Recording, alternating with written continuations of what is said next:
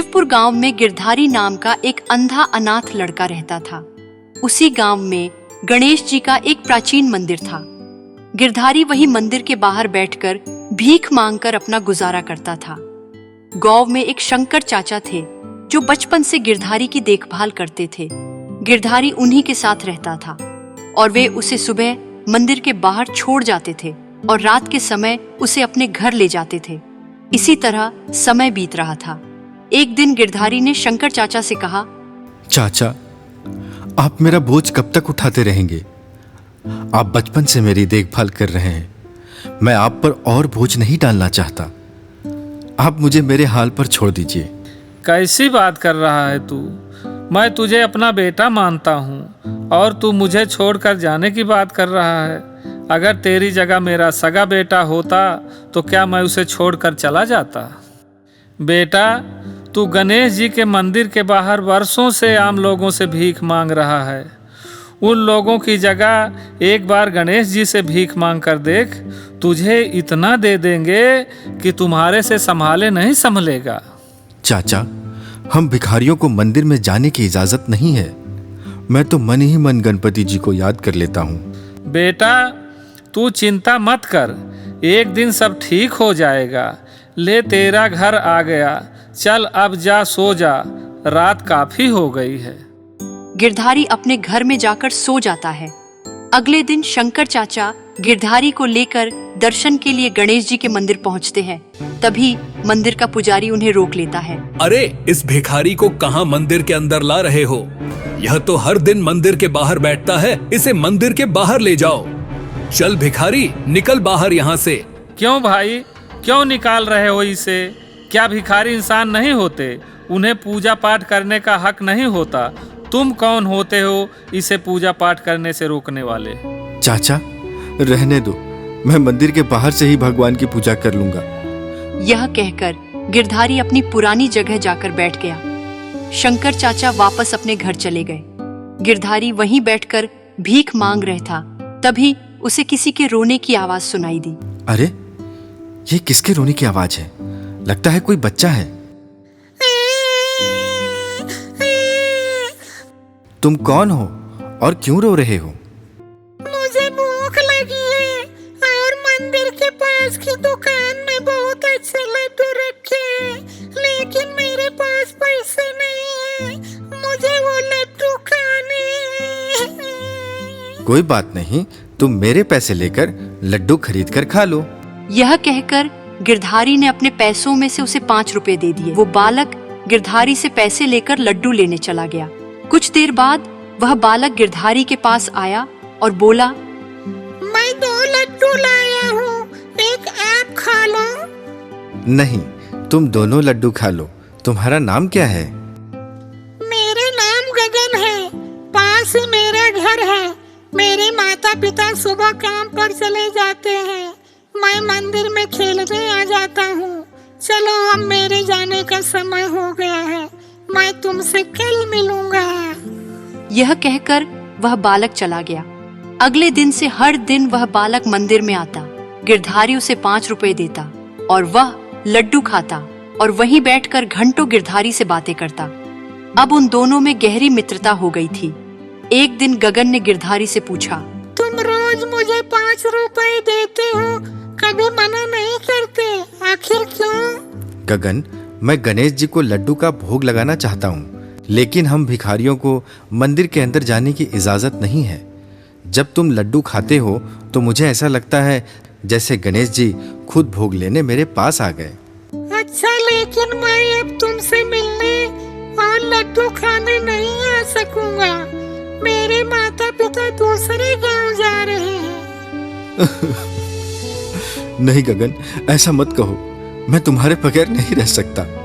मैं देख तो नहीं सकता, लेकिन जब मैं तुम्हें 5 रुपए देता हूँ तो मुझे बालक रूपी गणेश जी लड्डू खाते दिखाई देते हैं। तुम मुझे छोड़कर मत जाना, नहीं तो मैं जिंदा नहीं रह पाऊंगा।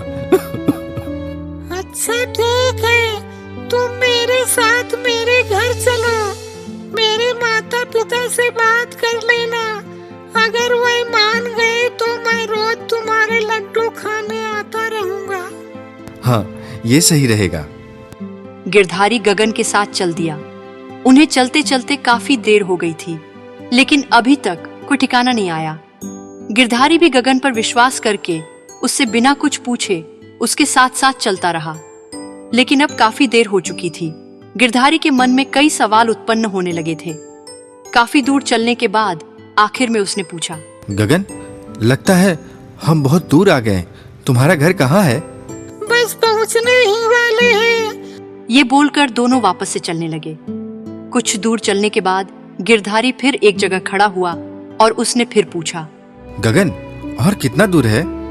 गगन, गगन, गगन, तुम कहाँ हो? गगन? उसे इस बार भी कोई जवाब नहीं मिला, क्योंकि गगन वहां पर था ही नहीं। गिरधारी घबरा गया। वो घबराहट में इधर उधर भागने लगा। तभी उसका पैर किसी पत्थर से टकराया और वह गिर पड़ा। उसके सिर में तेज दर्द हो रहा था। वह उठा और उसने आंख खोलकर देखा तो सामने गणपति जी खड़े थे और उसकी आंखों की रोशनी भी वापस आ चुकी थी। उसे सब कुछ दिखाई दे रहा था। ये दृश्य देख गिरधारी गणेश जी के पैरों में गिर गया।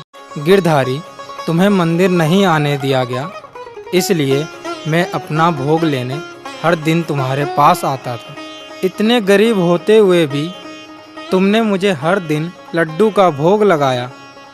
आज से तुम गरीब नहीं रहोगे। तुम्हारा घर धन धान्य से भरा रहेगा और कोई तुम्हें मेरे दर्शन करने से नहीं रोक सकेगा। यह कहकर भगवान अर्धध्यान हो गए। गिरधारी की आंखों की रोशनी वापस आ गई थी। वह खुशी खुशी अपने घर आ गया। वहां उसने देखा एक कोने में सोने चांदी रुपए के ढेर लगे हैं। ये दृश्य देख उसके दिल खुश हो गया। अगले दिन से गिरधारी नए कपड़े पहनकर शंकर चाचा को साथ लेकर गणेश जी के मंदिर जाने लगा। अब उसे भगवान की पूजा करने से किसी ने नहीं रोका। गणेश उत्सव का समय चल रहा था। पृथ्वी पर हर तरफ चहल पहल थी। लोगों ने अपने घर पर गणपति स्थापित किए हुए थे। शिवलोक से भगवान गणेश और मूषक ये दृश्य देख रहे थे। प्रभु, पृथ्वी लोक पर तो आपके जन्मोत्सव की बहुत जोरों की तैयारियां चल रही हैं। हर तरफ चहल पहल है। हाँ मूषक, मैं भी देख रहा हूँ। मेरा मन तो यह भी कह रहा है कि ये तैयारियां हमें पृथ्वी लोक पर चलकर पास से देखना चाहिए। क्या कहते हो मूषक?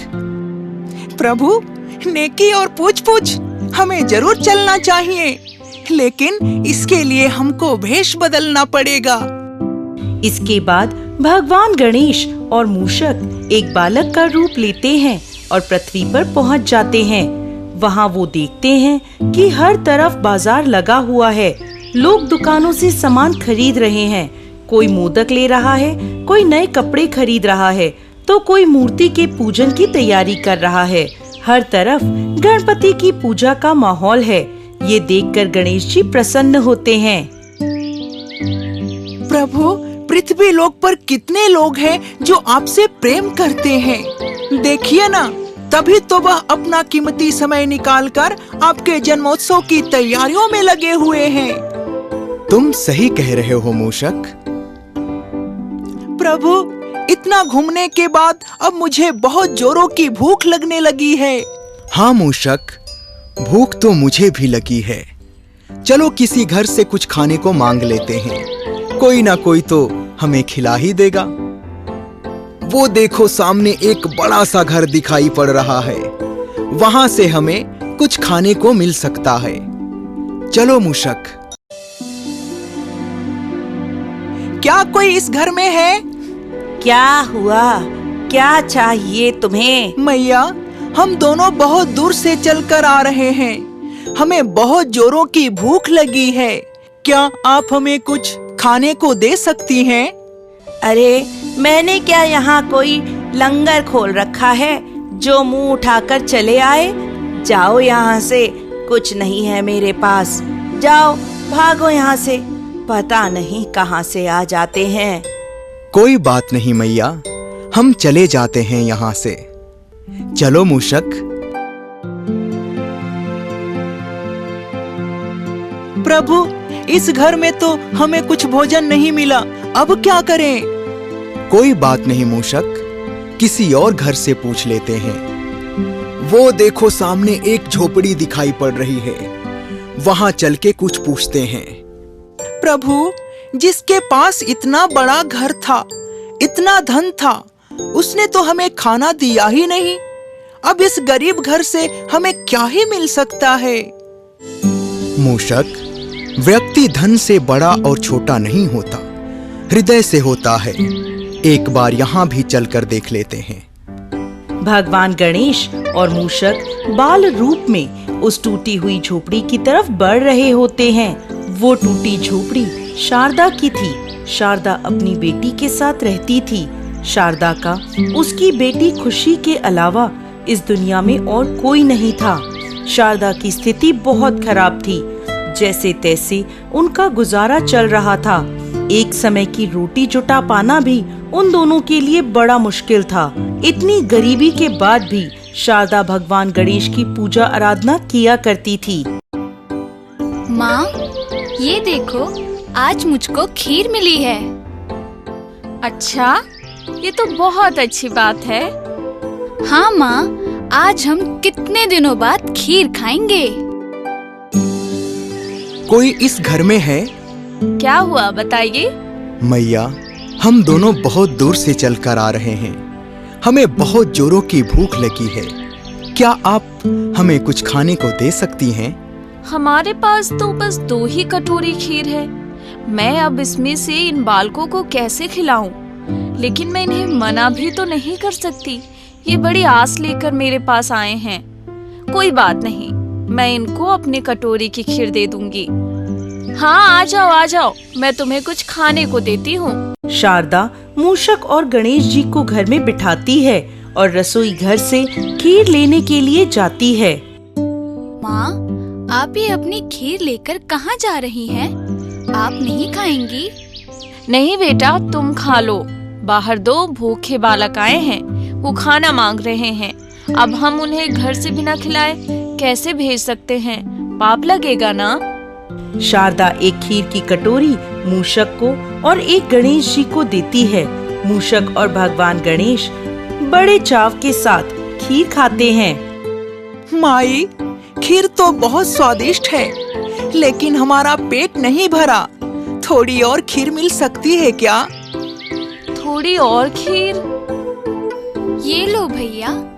खुशी अपनी खीर की कटोरी भी भगवान गणेश को दे देती है। ये देखकर भगवान गणेश बहुत प्रसन्न होते हैं। अब भगवान गणेश मूषक से मन ही मन वार्तालाप करते हैं। प्रभु, देख रहे हैं आप, ये लोग कितने अच्छे हैं। इनके पास सिर्फ 2 कटोरी खीर है और वो भी इन्होंने हमें दे दी। हाँ मूषक, ये भले ही गरीब हैं, लेकिन इनका हृदय बहुत बड़ा है। तुम देखना, आज मैं इनके सारे विघ्न हर लूंगा। माई, हमारी भूख तो मिट ही नहीं रही है। थोड़ी और खीर मिल जाती तो। हमें क्षमा कर दो, हमारे पास बस 2 ही कटोरी खीर थी। क्यों झूठ बोल रही हो माई? आपके रसोई घर में तो मुझे पकवानों की सुगंध आ रही है। जरा आप एक बार रसोई घर में जाकर तो देखिए, खीर अवश्य मिलेगी। गणेश जी की बात मानकर खुशी और शारदा रसोई में जाती हैं, तो देखती हैं कि रसोई घर के सारे बर्तन पकवानों से भर चुके हैं। ये देख दोनों की आंखें भर आती हैं। शारदा समझ जाती है कि दोनों बालक कोई आम बालक नहीं है। वो भागते हुए गणेश जी के पास आती है और उनके पैरों में गिर पड़ती है। आप लोग कौन हैं? आप लोग कोई आम बालक नहीं हैं। मुझे अपने असली रूप के दर्शन दीजिए। तभी भगवान गणेश और मूषक अपने असली रूप में आ जाते हैं। ये देख खुशी और शारदा की आंखें भर जाती हैं। प्रभु, आपने मुझे अभागन को दर्शन देकर मेरा जीवन धन्य कर दिया। उठो शारदा, तुमने अपने खाने की चिंता किए बिना हमें भोजन कराया। मैं तुमसे बहुत प्रसन्न हूँ। जाओ, मैं तुम्हें आशीर्वाद देता हूँ कि अब आजीवन तुम्हें किसी चीज की कमी नहीं होगी। ऐसा कहकर भगवान गणेश और मूषक अंतर्ध्यान हो जाते हैं। इधर शारदा की पलक झपकते ही उसकी टूटी झोपड़ी एक महल में बदल जाती है। उसका घर सोने चांदी से भर जाता है। गणेश जी की कृपा से दोनों का जीवन खुशियों से भर जाता है।